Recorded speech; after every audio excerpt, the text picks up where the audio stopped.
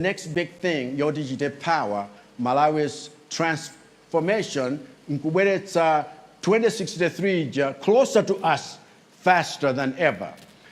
2063 is nothing but a desired future.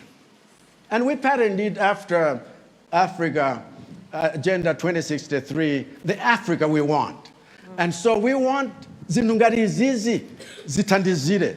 Tifake tukambakamba za mega farms, tifake tukambakamba zokopa alendo, kumaso tukambakamba za migodi izi. Ndiye kuti tikhale ndi rutile. The kind of rutile we have, they tell us, is 97% pure titanium. Aliyense azibwera kuno tsopano akafuna zida zawo zipangidwe, akafuna zinthu za masiku ano.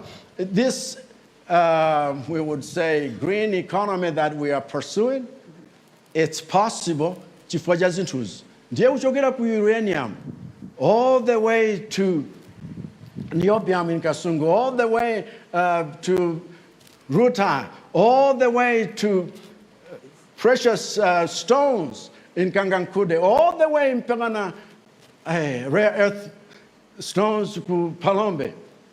All this country is indeed rich. Tikamayimba nyimbo ija ya mtundu watu lidziwoli mpatali. Now we are just discovering it. Can we do it together? Kutili tukuke mwa msanga.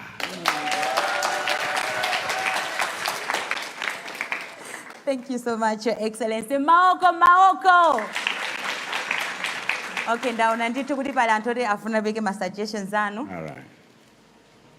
Ndiye kuti muzipange introduce and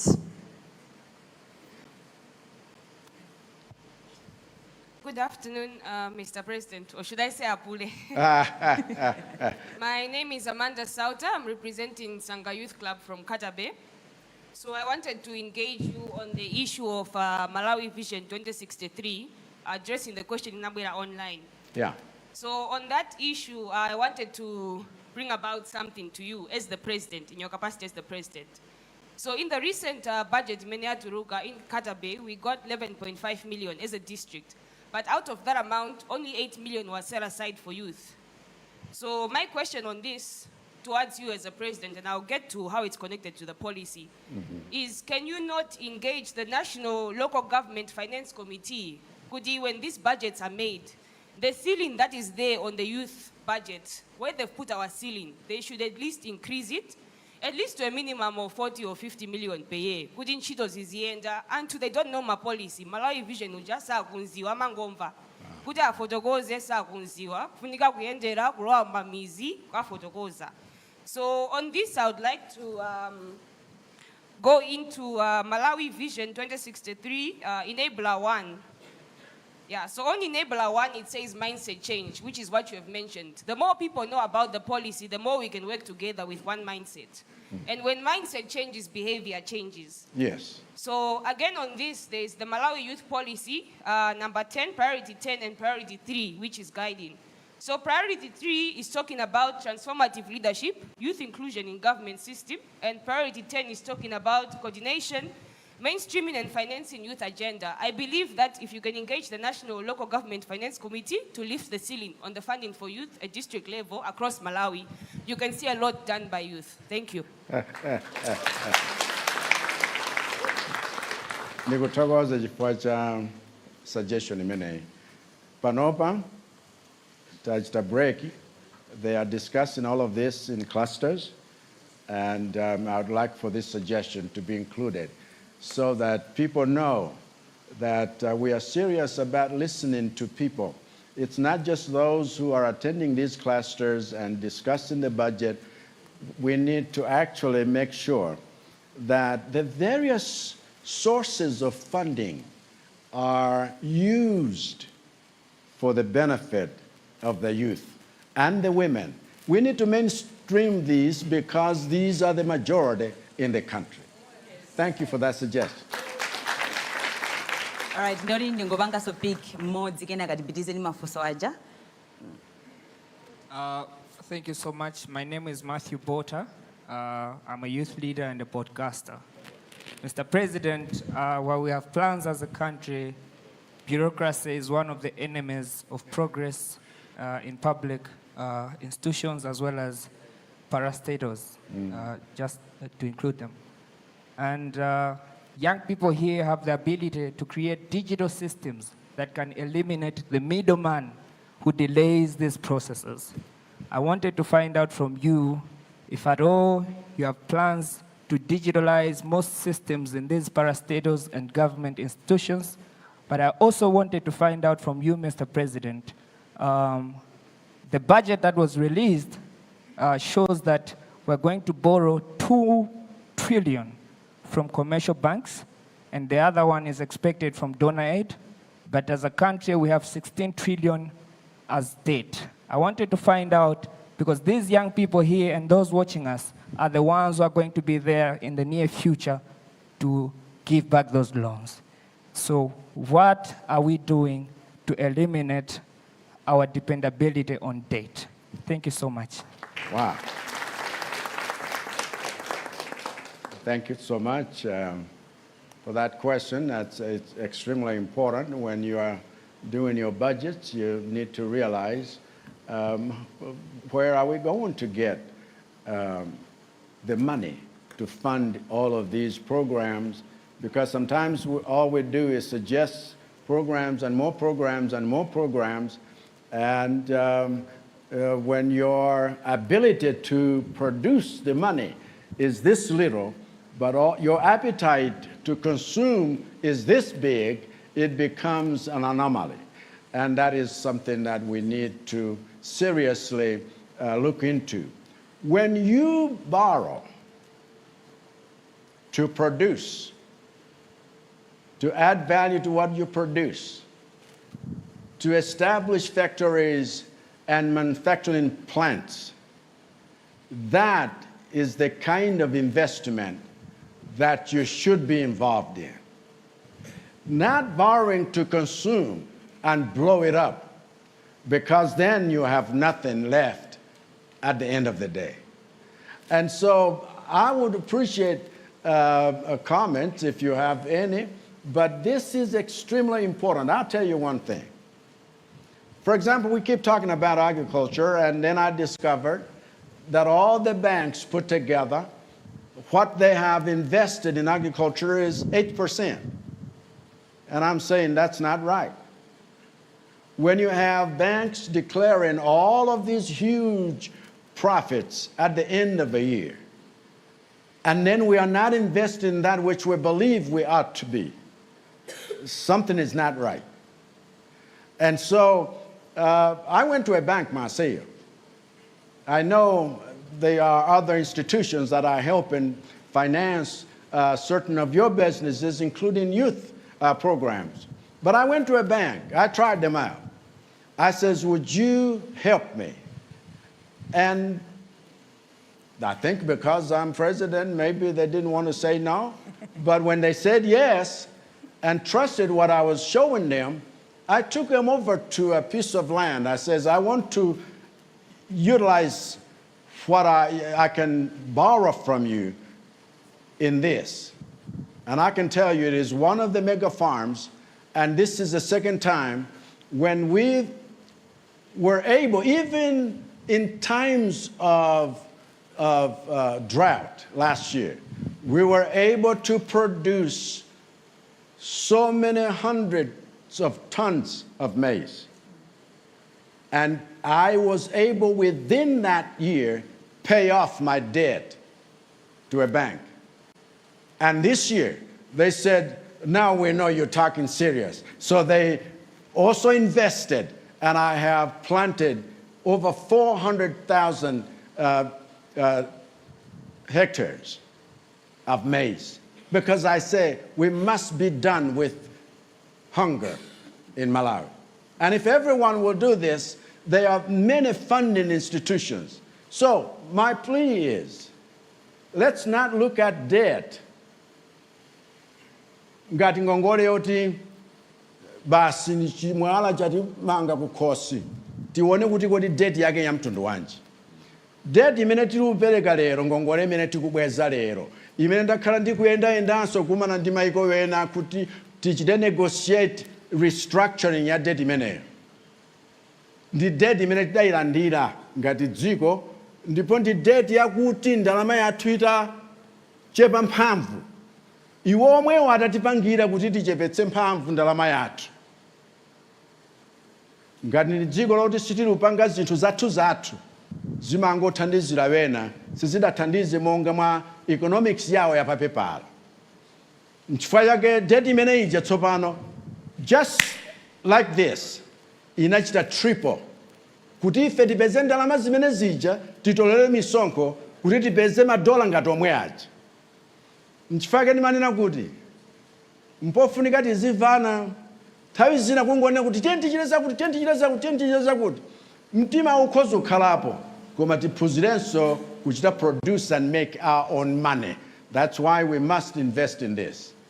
Koma za bureaucracy zija, ndikutholera nini kamtena. Chifukwa za bureaucracies zatipweteka mtundu wonse. Ndiye mupeza kuti even in issues of procurement, muona ngati mastage ake ankhanikhani, koma stage iliyonse ili ndi mwayi wotseguka for corrupt practices. N'chifukwa chake danena kuti tikhale ndi Ministry of Information and Digitalization. Ndipo tapanga zinthu zija zakuti most of the MDAs now are digitalized. Tikuchitiranji zimenezi? Chifukwa ma middle people amapeza tumpamba pamtupanupa.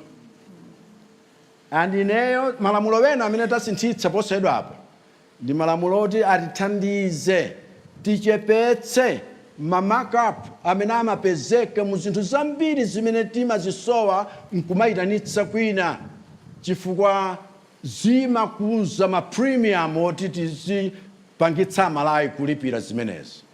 Ndiye tili pa process making sure everything is digitalized. N'chifukwa chake tidalimbikira kuti ngakhale koyambirira kuja ma data costs atsike. Tufuna tsitsilebe chifukwa ngakhale pali pano zikadapweteka ambiri. Tifuna kulikonseko kukhale ndi access to the digital world. N'chifukwa chake tikulimbikira zakuti magetsi apezeke paliponsepo. N'chifukwa chake tidachita move kuchokera pa 12% to 9%, kuti anthu akhale ndi access to electricity up to 25.9%. Tikufuna by 2030 ikhale 70% imeneyo. Cholinga nchakuti zinthu zonse ziyendere kolingana ndi makono. Koma mutithandize chifukwa dziko lisamakhalira kuti lingokhala ndi anthu olemera 10 uwerenga kumanja, ena wonse nkukhala wosauka. Izimene tikusinthira zinthuzi nkuti tigawane chumachi aliyense alemere. Makamaka inu wachinyamata. Thank you. Thank you so much. Mzuzu moto! Zuni mukufoka, timumakuwa tusoshoze. Mzuzu moto! Your Excellency, mafunso ndi akubwera mbirimbiri ku WhatsApp, ku Facebook, koma ndifuna ndiyamike kuti niyo mwatipanga involve ndi tukhala pano kuvesa mafunso athu. Basi sinikhala so long-winded. Ababa palifunso kuchokera ku Mphaso Chipapi pamene bani pa Facebook akuti ziko ma president ine funso langa ndilokhuza project ya Mzuzu Youth Center. Yeah. Project imene ikukanika kumalizika ndipo sizikudziwika bwinobwino kuti ikuyenda bwanji. Achinyamata akhala kuthamangisa ma officials aboma akabwera kuzayendera chifukwa takhala tikunamizidwa kwa nthawi yayitali. Tinamva kuti project imeneyi anduna finance ayitchulanso kuti ilandira ndalama mu budget ya chaka chino. Kodi ulendo uno tikhulupirire kuti zithekadi kumanga Mzuzu Youth Center? Good question. Ndikudziwa kuti pali pano amene amagwira ntchito amene paja anachokapo, koma deliberately timanena kuti pakhale ndalamayi. Nkhani ya cash flow ndi nkhani yolimbirana zinthu. Ndipo nkhani imeneyo inavuta, koma tanena kuti ntchito yoyamba maziko dakumba zipopa tidadzutsa tiyenti imalize chifukwa ngakhale kumbuyo kuyika makambidwa simba makhala ni maziko omwe. So this is different. Ndiye tifuna timalize chimodzimodzi ku Mzuni kuja chinyumba cha pamwamba mtundu wonse tifuna timalizenso chinyumba chimene chija kuti anthu adziwenso kuti ndi mmene zinthu zilili. N'chifukwa chake nanena kuti ayi anthu ogwira ntchito abwerere pa site ayambe ntchito imene ija ndipo zithekadi. Zikomo kwambiri. Funso lachiwiri pa Facebook pomwepo yachokera kwa Wesha Moyo akuti many young people are getting interested to venture into mega farms, but I feel there's still a lot of red tape in the application process. What exactly can a young graduate like me do to be part of this initiative? Whoa. That gets me exciting. Chifukwa chakuti nkhani ya mega farm tichite demystify. Chifukwa wena angoona ngati achinyamata sangachite nawo. Mmene timatsekula linga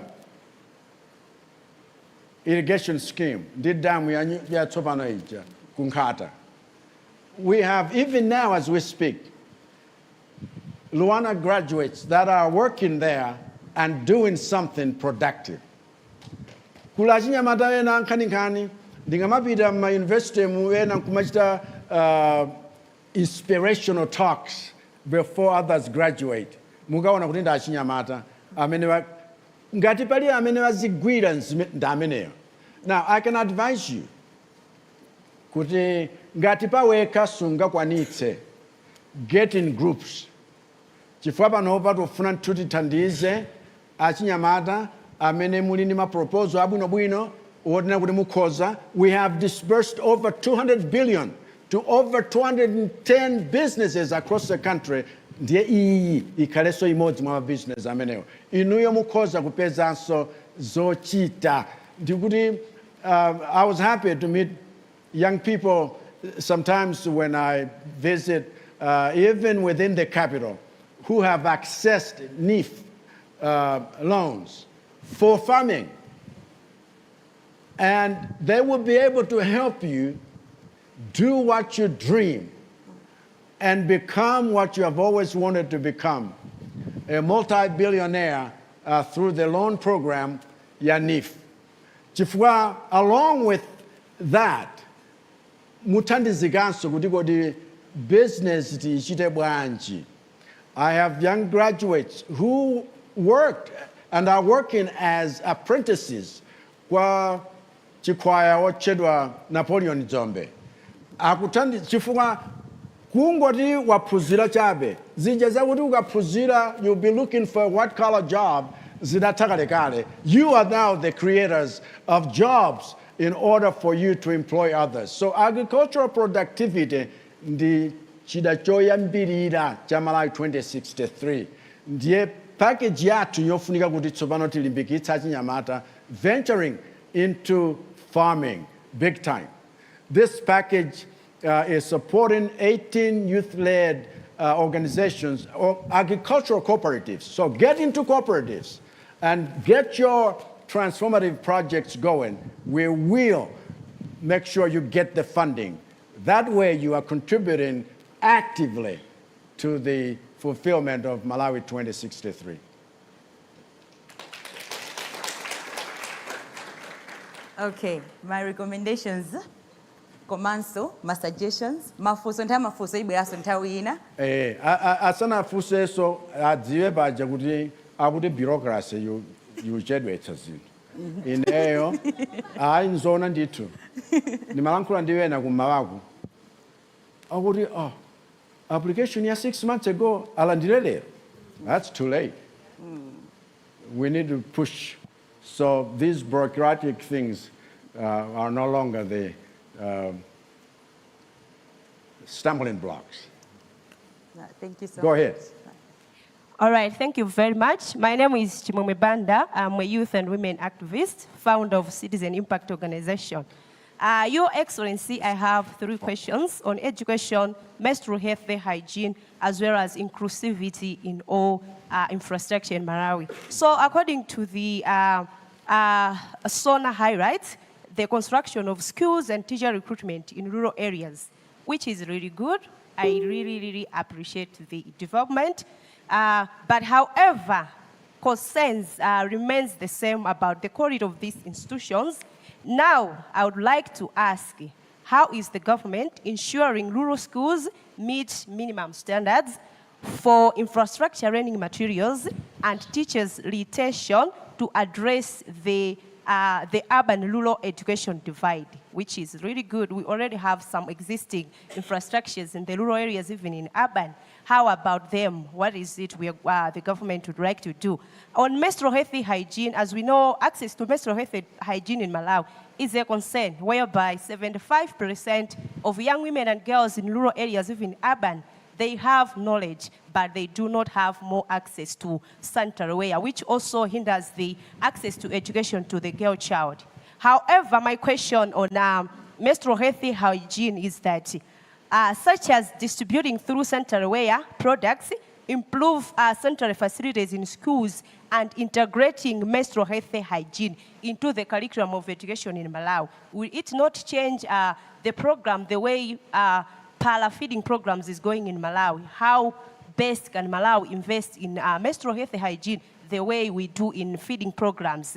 My last question is inclusivity for persons with disabilities, especially children as well as parents, women who are taking care of children with disabilities, whereby what measures ensures inclusivity of what persons with disabilities, especially children, such as accessible infrastructure, tailored education support, access to loans, as well as employment opportunities to the older children with disabilities who really had something to do, as well as who really went to school. But others, they did different skills. How best will Malawi government empower them to have job opportunities, loan opportunities to women who have children with disabilities? Thank you very much. Wow. Wow. Nkhani yake ndiyoti pakhale enablement yapadera.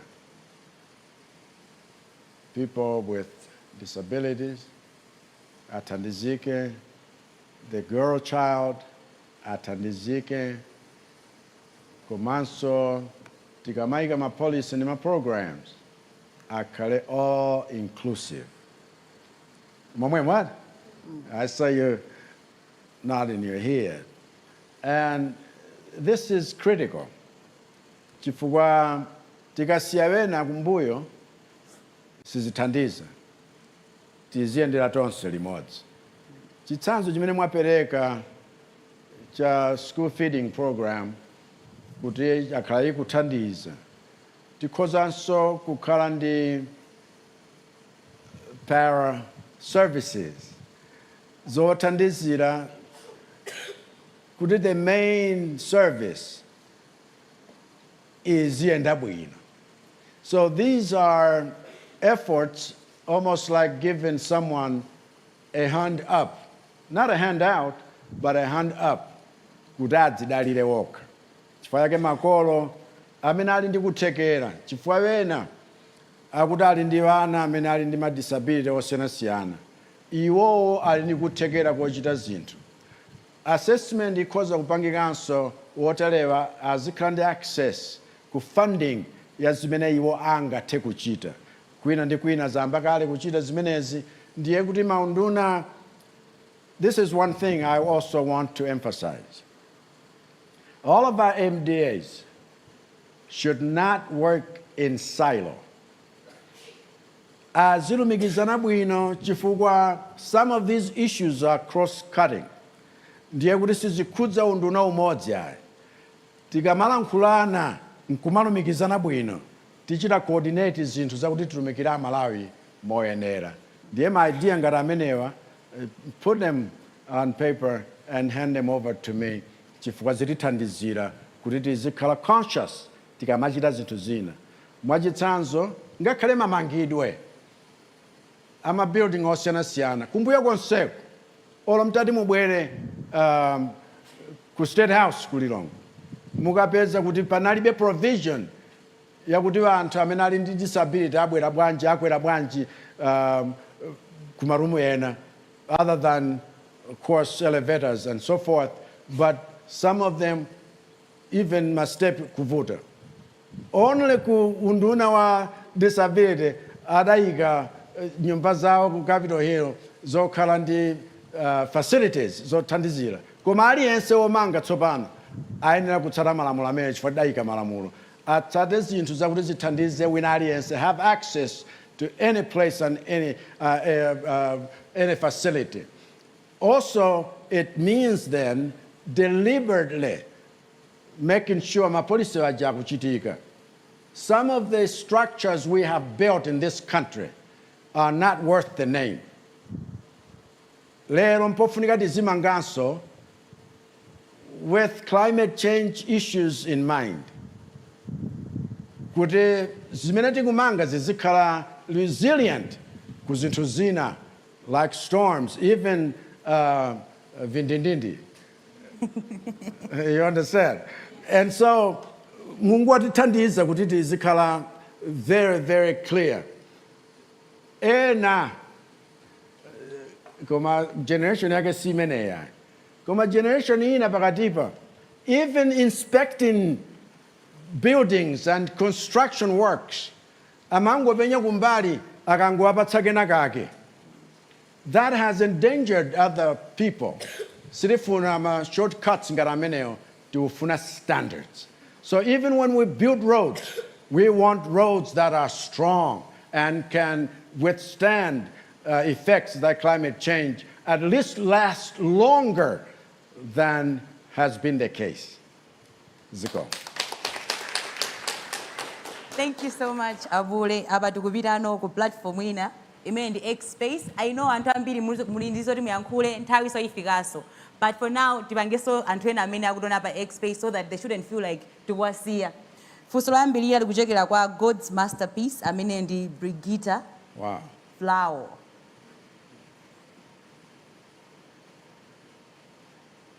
Imene ikhala audio, Your Excellency. Okay. So amene ndi Brigita kuchokera pa X space.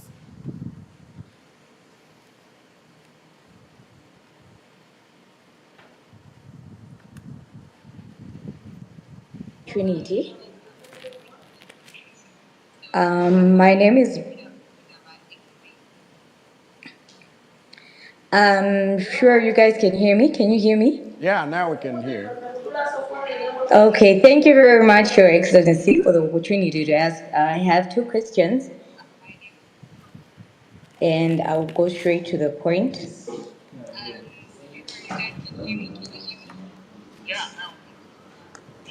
Okay, thank you very much, Your Excellency, for the opportunity to ask. I have two questions. The first one is about the creative industry in Malawi. Mr. President, the creative industry in Malawi is growing, and we appreciate steps taken to engage with some of its key players. In the United States, the creative industry contributes over 1.2 trillion to the economy, accounting to approximately 4.4% of the GDP and supporting over 4.9 million jobs. Given Malawi's ongoing forex challenges and economic struggles, how is your administration leveraging the creative sector to boost exports, attract investment, and create sustainable economic opportunities that can help stabilize our financial situation? All right. We made reference just a while ago to, yeah. Go ahead and ask your other question. Living has made it increasingly difficult for you. There was a break, so I just wanted to go ahead and ask the second question so that you can answer the both of them one after the other. People who are just starting out, especially graduates.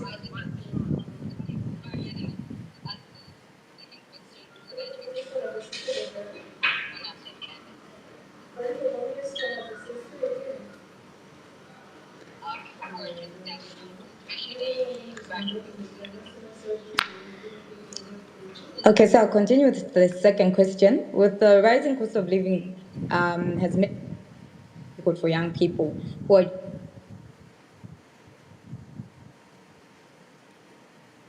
What concrete steps is your administration taking to provide relief and create real economic opportunities for us young people? Thank you very much for the opportunity. All right, thank you so much. Abule, I think network imavuta network imavuta sisi maveka bwino. So we just go straight panthu amene ali munomo. And let me remind you, agulu munomo mukubanga represent a lot of young people out there. Ndeno mukapeza mpata kuti mwabwera mfuna mulankhule, make sure mafunso anu they should be productive and also zikhale zindori issues that are matters. Osati kuti yayi nangu akapa TV ona yoshana president ivo vilekeke. So pano pani nthawi yokuti tipangiza mafunso. Ndine nanso chonde tipangiza kuti mafunso. Oh, okay. Tiyambira apapo.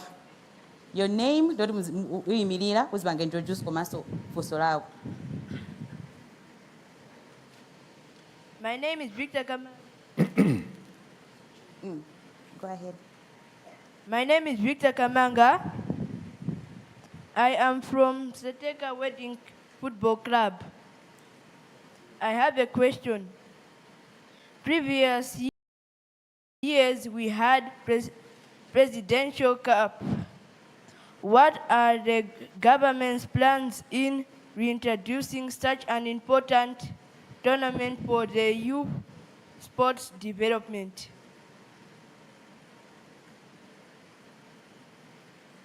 Wow. Thank you so much. Over to you, Your Excellency. Thank you, Victor. He is a member of a football club, and he wants to know, because we used to have presidential cups, and do we have any plans for the same? And the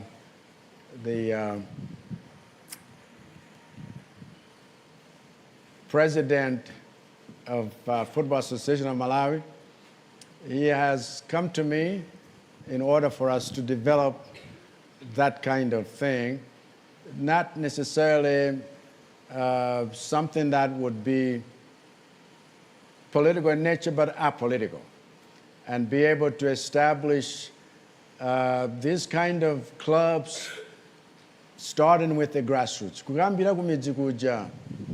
And so, issue Kalin and the Sports Council, the Magamba Zamalawi Games in a different fashion, koma tufuna kuti titsatire maganizo ngati a Victor kuti kodi tikhoza kuchita chiyani ndipo zinthuzi zisakhale zakuti zikayamba zithere panjira koma zikhale zokhazikika zothandiza achinyamata amene amakonda sports. Ndiye tifuna tichite zimenezo pozindikira kuti institutions and plans and programs should not die when there is changes in administrative structure of government. Thank you so much, Your Excellency. Ababa sopa X-Space tibwera so more zindithu ameneyo dzina ake akuti Gomegai Malawi, and it's also an audio kujoga ba X-Space. All right.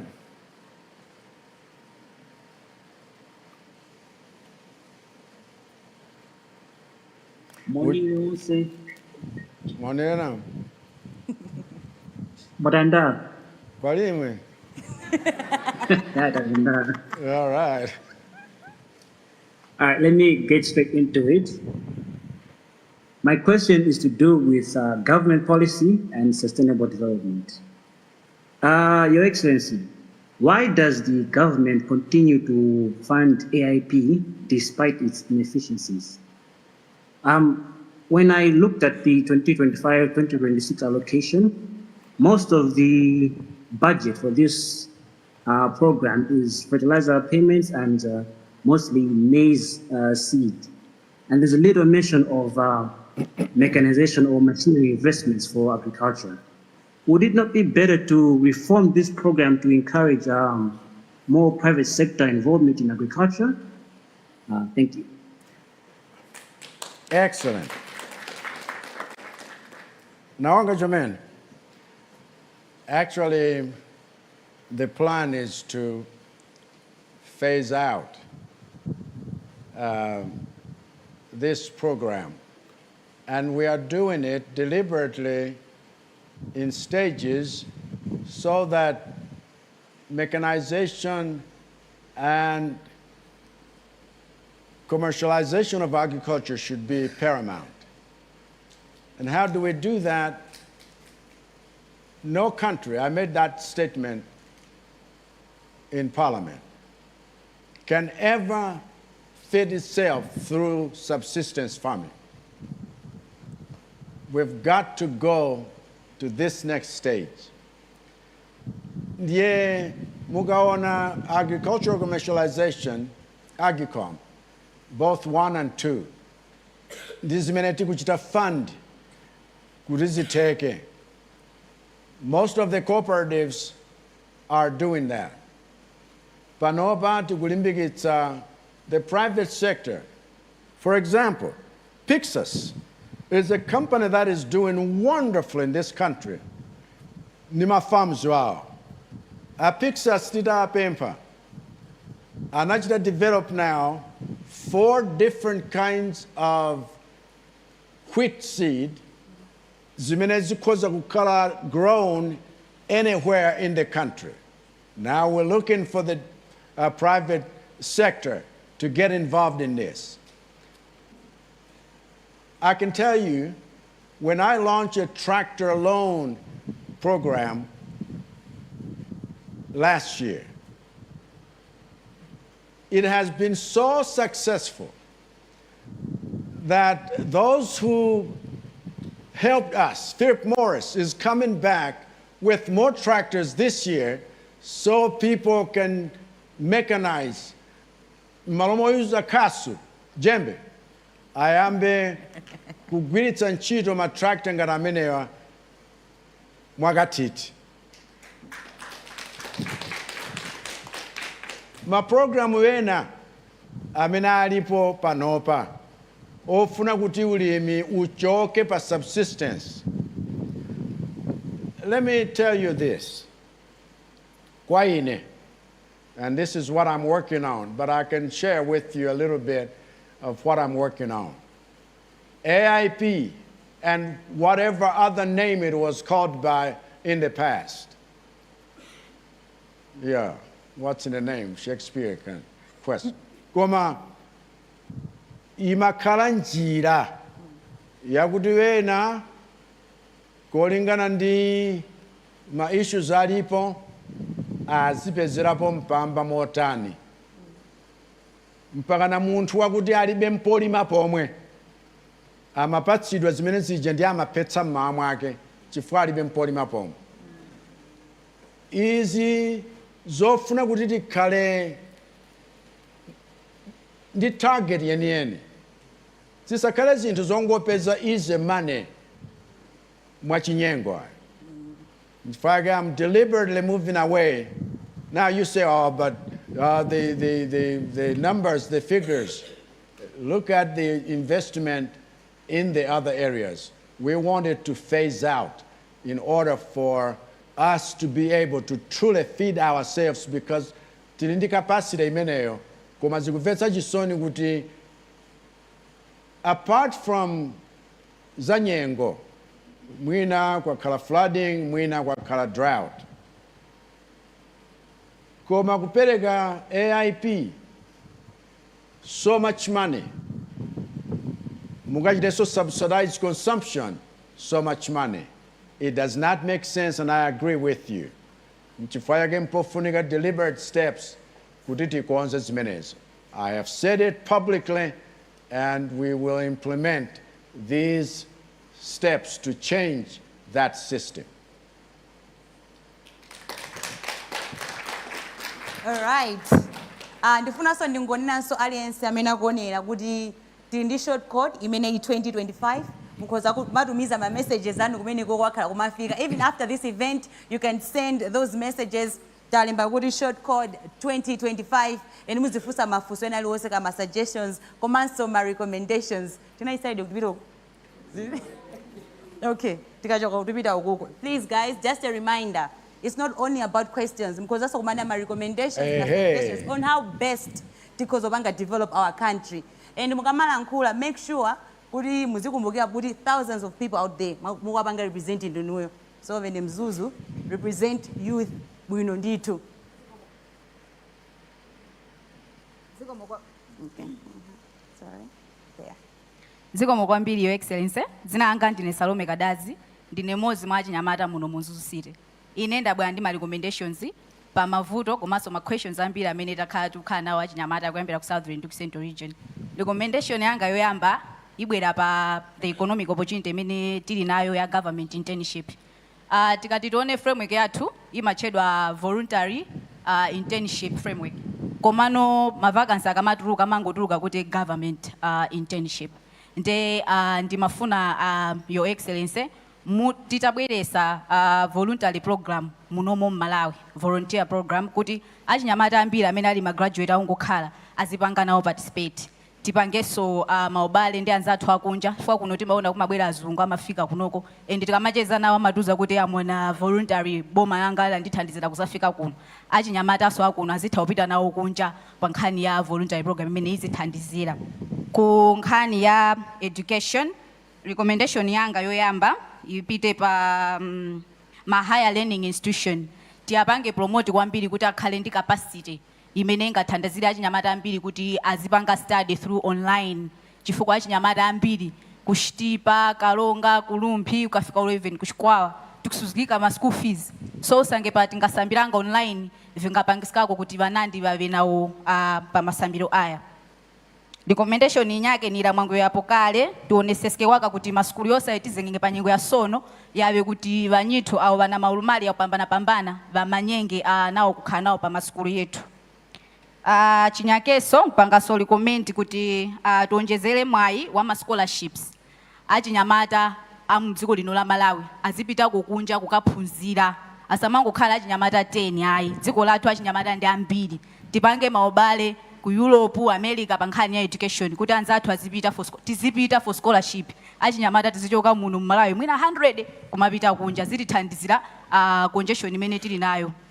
Ku recommendation ina ikhale ku environment dziko lathu la Malawi timakumana ndi ma disaster osiyana komanso zikuchita kuoneseratu kuti olokusogolo ku ma disaster azibwerabe and ma disaster amapangisa zinthu zosiyana displacement kumwalira ndi zina zingapo.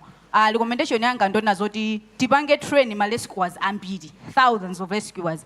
I know kumakhala polisi asilikali amazatithandizira nthawi imene ijayo Red Cross ma volunteer komano specifically let us train ma rescuers zoti zikamachitika zinthu izizi atha ukafika ukalonga atha ukafika ku Nsanje thousands of them amene akhala achinyamata kuti azithandizira ndili pompo magalimoto amene amadzimisa moto ukamayaka za fire zija tinkazoona kale ti study 1 study 2 study 3 panopo sizikuonekaso ma council komano moto ukangoti wayaka nkona zimachitika zoti nsika wose kupsha ndi katundu wose tatiye niso kumene koko tionjezereko tikhale ndi magalimoto amenewo. Komalizira Your Excellency malonjezo amene munalonjeza pa 10 May 2020 I know munayankhulapo komano I'm just recommending kuti the Autumn Chilwa Road ija inakambidwa ija the Mombela University chitaukhala chabwino kwambiri kuti tiziona kuti zayambikako pali foundation apa Mombela University tingakondwa shomene kupambana kuti mbwechi oyenge waka kwechinthu chila palije.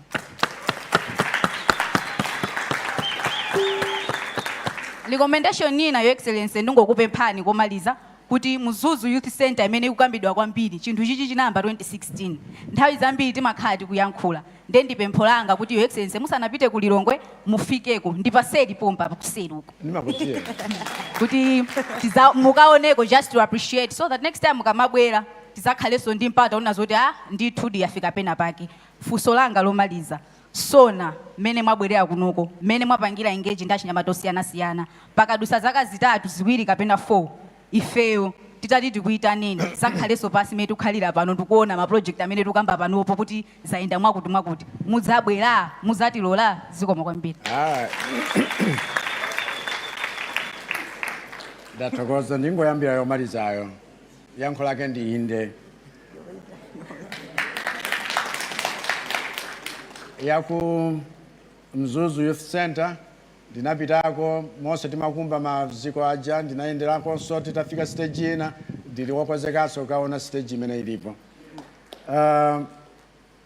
Za Otonchira Airport ndi University ya Mombera panopa people are actually bringing in zipangizo zoti tichiteni timangire ena amene alikowo ndi masubcontractor chabe akumanga mpanda kumombera panopo mukaonanso mtati mupite muona kuti ena akhala kugwirapo ntchito koma ndiyosaoneka bwino mparliament mpaka napepesanso kuti tinachedwa zimenezo. So I want to be truthful about certain things. Chifukwa choyembekezera kuti tisanamange airport chifukwa timanga through BOT, build, operate and transfer, anthu apezeka kale tidasintha malamulo deliberately kuti tikhale ndi mwayi umeneyo. Tisanafike kumeneko nchifukwa taona kuti even Mzuzu Airport tikuzirize akangochita certify wa ayata tiyamba kuti ndege zizibwera yapa chimodzimodzinso kukalonga chifukwa tisanafike pena pamene timafuna kwenikweni tichitenso zimene tikhoza kufikira pali pano ndimene tikuyendera. Koma maganizo anu onse, thank you so much for those wonderful suggestions. I could comment on every one of them and what we are doing already, but I'm grateful for your suggestions. All right. Thank you so much, Your Excellency. Abando Woody. And then we... All right. Your Excellency, my name is Aaron Nkandawire, Catholic Youth Representative. I understand that we have gathered here with the aim of development. And our theme in Shitumbuka says, Kutrapo Luande, Pakukwezga Shitukuko. So I see this in different angles. There's need for love, peace, and security. Now, in these three things, my first question goes to security.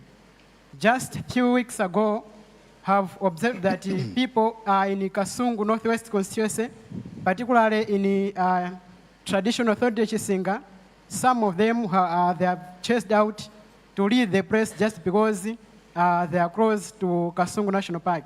So, as a country through you, our president, how these people are going to leave that place, and what are the best solutions you are going to give them as they are in this rainy season with their farming activities. And the other question goes to job creation. We appreciate the way you have started, but however, we have a lot of educated people in our country. And these people, they are failing even to find their opportunities in order to run their businesses and as well as to have opportunity to jobs. So how are you going to help them? Some, they are moving outside the country in order to survive. Some, they are just lingering here and there in terms for them to find their daily needs. And the final question goes to the increase in living of, increase in cost of goods here in Malawi. We understand that this is worldwide, but however, you as a president through your office, how are you going to help people, particularly in rural areas, civil servants, business, and those in schools, whether it's public university or private universities? Of course, we appreciate that you have increased the tuition fee, but however, according to the way how goods are now, that money can't be used for students, maybe to be used for the whole semester. So we are still asking that, of course, you have increased it, but make sure you have increased more and more. Thank you. Yeah.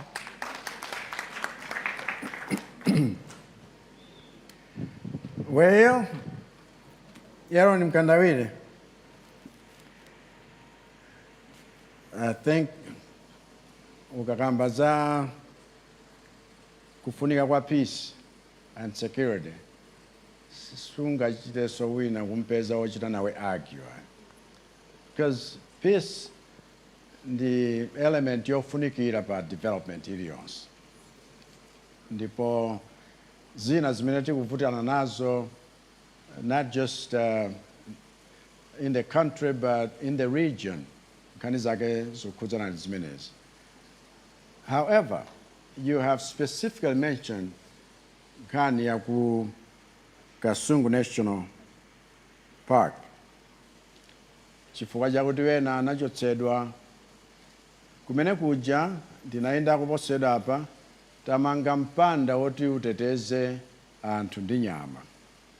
Chifukwa kumakhala ma incident ambiri akuti midzi ina imakhala overrun ndi nyama zimene timasunga ku park kumene kuja.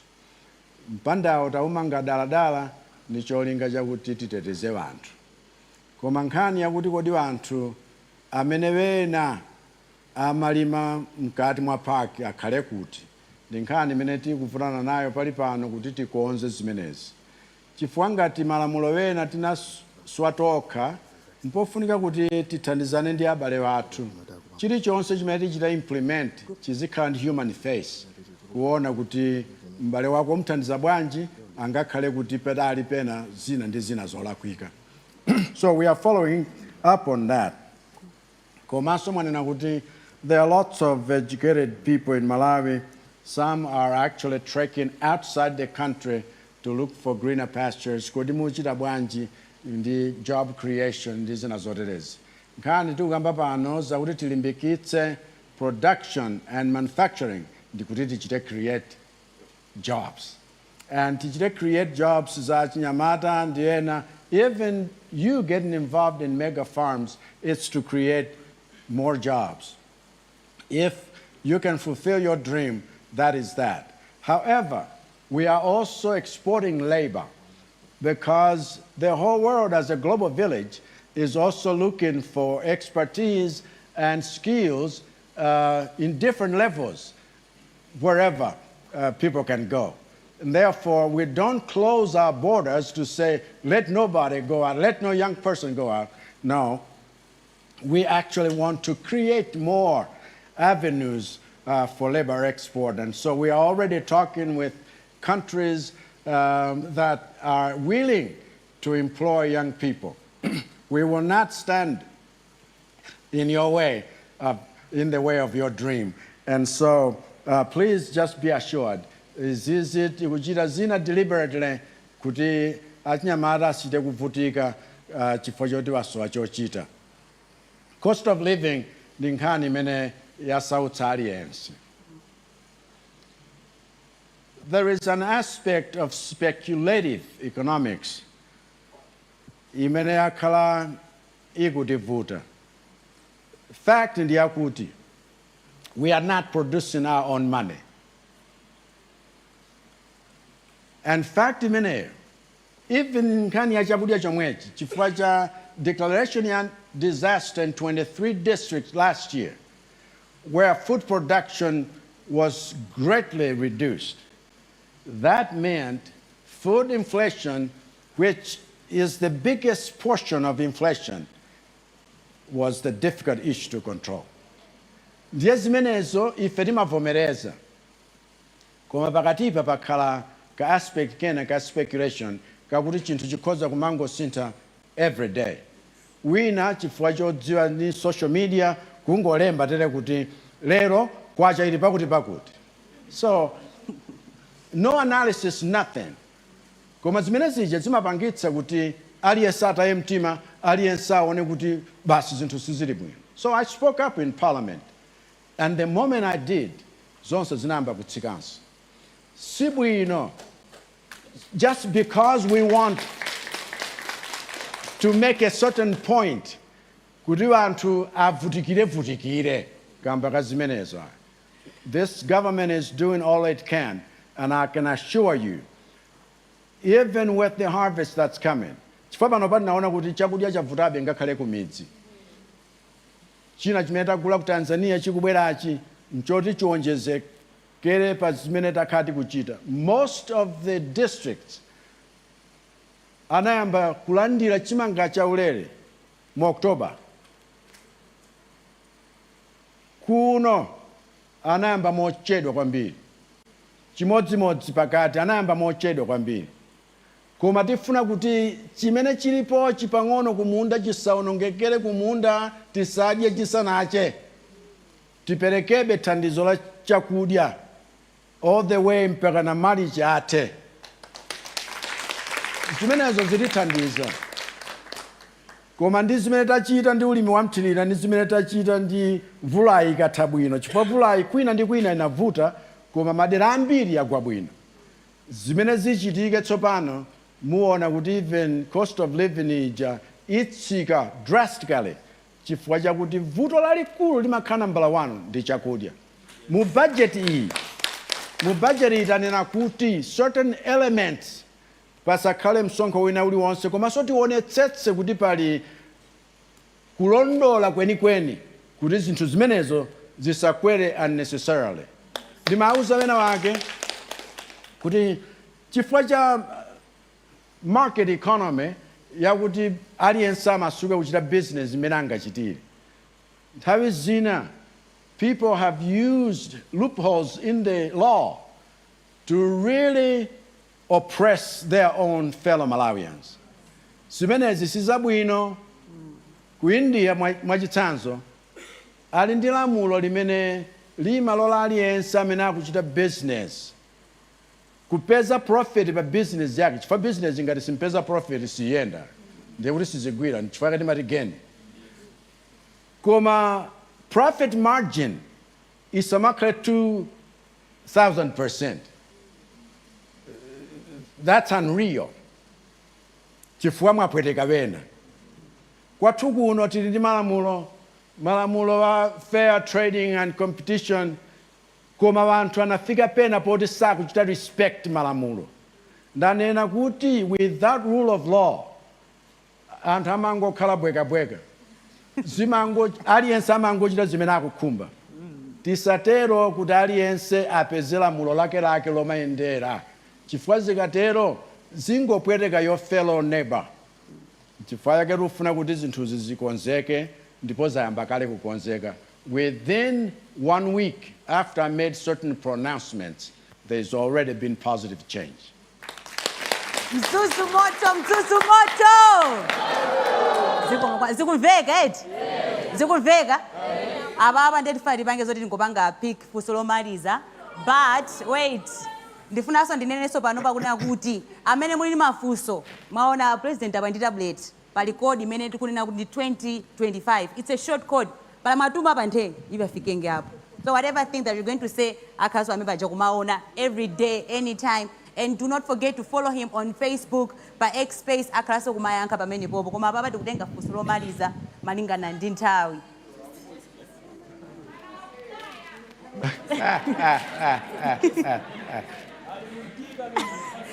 Amene ali muntika.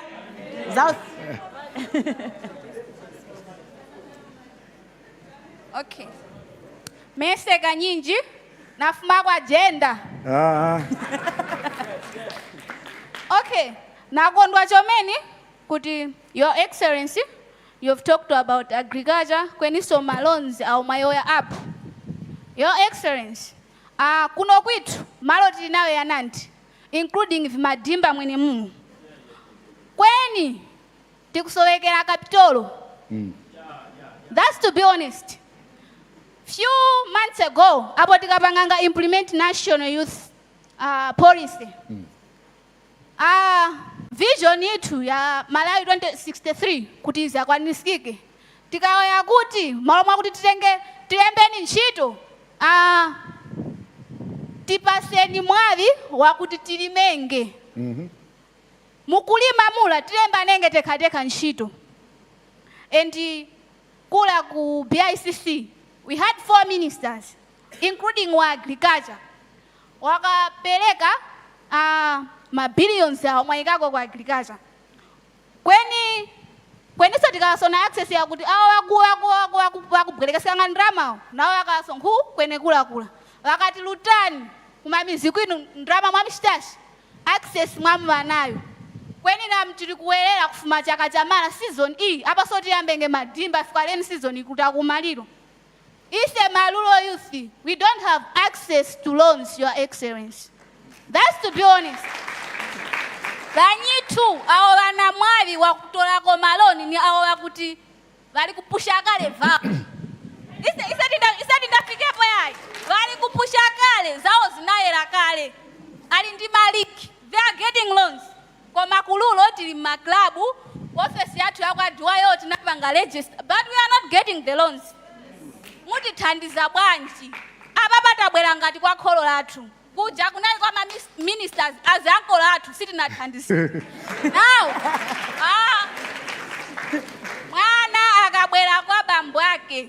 Even Bible limanena kuti bambo ako sanga kufunga pemphe blade iwo nkumakupasa mwala. Muti pasako chani malulo youth tabeya.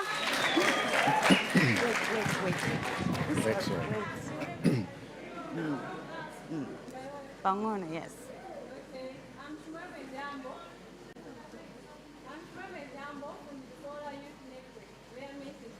Mungoika nao mic kufupi.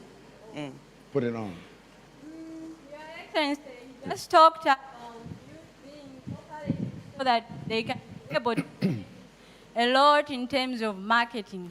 Yeah. Yes, the markets are there, but the prices of the farm products are very unfair to the young farmers there. So my question is, are there any factors or programs that you have made that will help in increasing the prices of the farm products so that young farmers can be happy too? Thank you.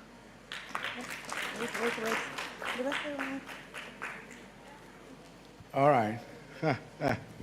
Over to you, Your Excellency. Toma, merci. Wanena mfundo ya bwino. Chifukwa izi ngakhaleza kuti tikapereka chimanga cha ulere anthu ochita implementing kumangolembana pa chibale wena osalandira sizoona. Sizoona. Ndipo izi zonena kuti bola uli ndi link yakuti ndi akupatsa loan sizedya. There must be more transparency. Chifukwa ma promise ndo alipo ndalama zonso zilipo. I have seen Wanif, for example, go in rural places, in villages, and people are taking fertilizers for loans, and they are producing, even as we speak, there will be produce out of that. Koma zakuti kwina ndi kwina kuziwalika mpaka na wina achite kulira chonchi sizoonadi. Lero timakambanso nkhani ngati imeneyi kuti ngongole, even the process of getting that funding. When you talk about agriculture, you're talking about a certain window. Yakuti mukayimisa ndiye kuti sizigwira. Ndiye ngati ndi loan ya agriculture ndipo ulibe zipangizo za mthirira. Umafuna umadikilira mvula. Ukachedwa ndiye kuti supindula kalikonse. Ndiye application ya 6 months kwina kwake wena wake nakalipira kuti zimenezo sindikufuna ndimvenso ayo. Ma process wena ndiwo anthu tuchabe. Mtima wa munthu nthawi zina ngoyipa ngonyenga. Chifukwa policy ikhoza kukhala yabwinobwino on paper. Koma ukaona kuti wochita implement akuti failo yanu tusikuoneka. Kalabu yanu sitikuiona. Koma afuna kuti inu muli munthu wosauka muwapatsenso ndalama pamene iwo ali kale pa ntchito. Ndiye kulikonse. Let's shout out. Aliyense amene azipeza mzake osamnekerera ngati akuchita zinthu zakatangale. For this system is what has really done us bad as a country. Mpofunika kuti pa level iliyonse tithandizane. Ndamva za makalabu akumudzi. What I have done, excuse me, and what I'm doing is making sure the farmers get the best for their hard labor. chifukwa mukhoza kudziwa kuti amene adalima fodya last year zinawayendera, amene analima soya zinawayendera.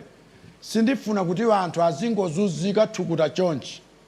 Ndifuna mlimi kumudzi azionanso kuti ntchito yake yogwira pakaone, wina asambire masuku pamutu. Koma vuto lathu lakuti we have producers on one hand and we have consumers on the other hand. Nali kunkhata 3rd March, dzulo lifu, ndi abusa analalika, I can tell you. Akuti wenanu mmapeza mayi wina wake anakalima kudimba kuvutika zedi. Iniyo muli ndi ndalama koma mfuna munenelere tomato wake pamsika pamsewoso, koma mukapita ku shopu simunenelera, mumakangolipira zimene mwadinditsa. Tisabwerekane rokha, tiye tipatsane kolingana ndi mpaka nene kalekale ndachuka kuti yakwera akamagula zinthu amangopereka sanenelera, chifukwa ndimafuna kuti anthu akumudzi azithandizika, pazikhala balance yabwino, kulemekeza amene akutipatsa chakudya osati kuwanyoza, ndiye kuti atipatsanso chambiri. Chifukwa tifuna tilimbikitse production yo ndi quality of that which we produce. Lamulo tinayikaso lija la warehousing, post-harvest losses zimachuluka kwathu kuno kwambiri, mpofunikanso tilimbikitse zimenezo. Fama kumudzi, klabu yanu ithandizike, inunso mupeze bwino. So, if NIF hasn't gotten to you, if your cooperative hasn't even gotten a hold of Agicom, we will let them know kuti klabu yanunso ithandizike, chifukwa cooperative ambiri wapatsidwa financing, and financing yake imakhala yakuti monga Agicom ndi World Bank amafuna kuti inu mungoperekako pang'ono, and pang'ono yonse imakhala in kind, not necessarily cash, koma ndalama zonse akupatsani zakuti muchitire ulimi umene mukufuna. Let's encourage one another. Tisamabisa information. Information, I know it's power. When amabisira dala kuti ati akuuzeni pokapoka muapatse zinthu. So they love to sell information ingakhale khale yabodza. Let's act right by every Malawian, every young person, every disabled people with disability, every woman. Let's work in such a way that we uplift each other, not downtrodden each other. Anthu tusititukuka murafuna kuti mzanu mumpondereze akhale pansi ngati apa. Ninu nomwe simchoka chifukwa mukachoka munzenana kuti atukuka, ndiye kuti nonse simtukuka anthu awiri. Maoko. Tiyeni tichitane empower. Tonse titukuke, tonse tikhoza kutukuka zinthu nkuyenda bwino, osati wina azisungabe wena ngati akapolo wake. Dziko laufulu ili. And economic freedom must mean economic freedom for everyone. Thank you. Ipatse moto Mzuzu, ipatse moto. You can do better than that. Ipatse moto Mzuzu, ipatse moto. Your Excellency, ine naonga chomene on behalf of Vuna Isabwera Kunogo, you've granted us an audience. Tajezananu maonesa kuti this is a two-way thing. Thank you so much. Mena ne amujaji nyamada nzanga kuti muenesese kuti mukafuna kutumiza ma recommendations, ma suggestions anu chimene mungapange ndikutumiza ku short code yathu email 2025. But right now allow me, Your Excellency, ndipase nimpata kuti no mutitsekere mwambo wathu wa lero. Queen of Vilekeke Kingdom.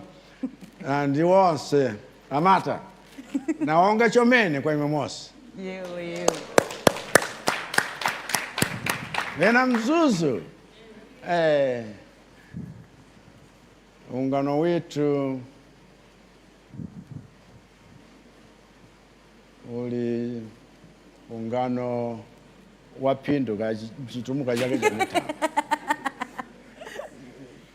Chifukwa tasambirapo vinandi ndipo nakondwa chomene naumo tachezeranga chiyuda mtumbikeni Mose monga nanenapo yamba paja tipitirizo cheza nanu chifukwa mavuto wena sungamvetsetse kwenikweni ngakhale mkalasi ophunzira amakhala ndi zina zofanana, but they are individual differences. Ndipo ukapanda kusamalira individual differences, wina wake azichita feel ngati sali included. N'chifukwa chake it's important for us kuti tizimvana bwinobwino tilankhulane moona mtima miyoyo yathu itukuke, koma ngati mwatumiza mafunso anu pa WhatsApp kapena ku short code ya 2025, I assure you kuti zonse zomwe mwanena tizika pamodzi zithandizane kupanga mfundo zabwino kuti achinyamata mutenge nawo gawo lomanga Malawi wabwino. Please continue to engage with us and with me particularly via these available channels, and on Facebook on Dr. Lazarus Chakwera. Reach me on my X handle at Lazarus Chakwera. WhatsApp number is 0999-552-280. And send me direct SMS via this code 2025.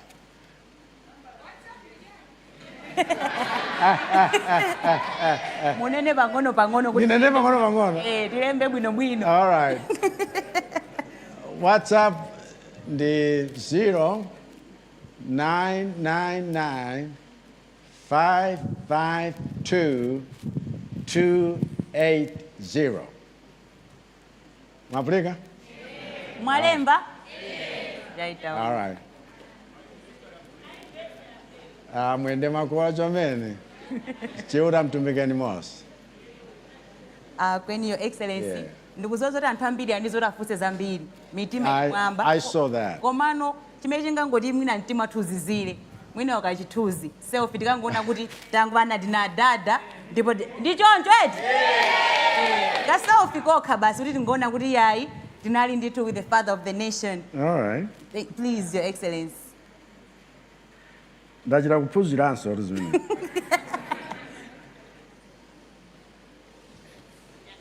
Tikoza upanga eti? Uyo ni wamtali mzanga. He can help us do that.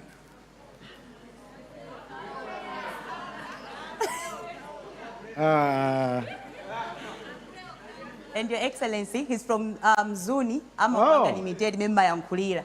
I mean, he's also a comedian. Ka president kaja nkamene. Moga jambula kumwapa sasa kuti apite sombali na msada ndaulo kuso abwiraso. Bakwiza. Ogoso wafikenge. Kosa kwafikenge dandaula yaye. All right. Very nice. Thank you. To those watching us on Facebook this one and is good. X Spaces, ladies and gentlemen, this marks the end of our function. Thank you so much for tuning in. Thank you so much for your contributions and insightful questions. Remember to follow Dr. Laz on Facebook. Handle ya Dr. Lazarus Chakwera. Kumasuba X Space Lazarus Chakwera. Ladies and gentlemen, the name is Felicitas Nyaoyongwira. Till next time, God bless Malawi. Wow.